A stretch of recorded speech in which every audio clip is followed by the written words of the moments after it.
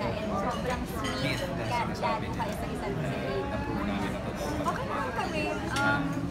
He's preparing for his next shows. Tapos ako rin, kumbaga parang we're taking our time and we're taking it easy.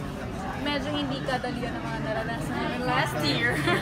Pero now that everything's settled, everything's, kumbaga, everything fell into place.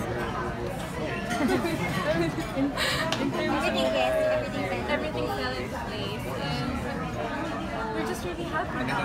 In terms of Sorry, and you, just work you on your first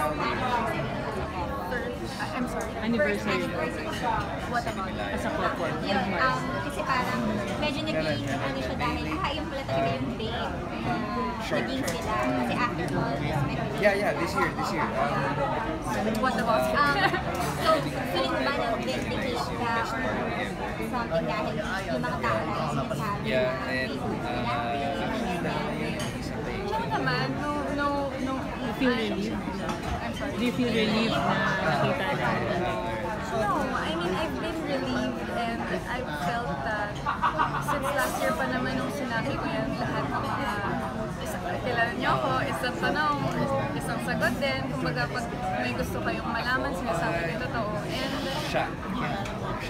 yun yun eh. What I've said last year is still what I'm going to say now. And yun na yun. Naging kami no June 25. 1 year na.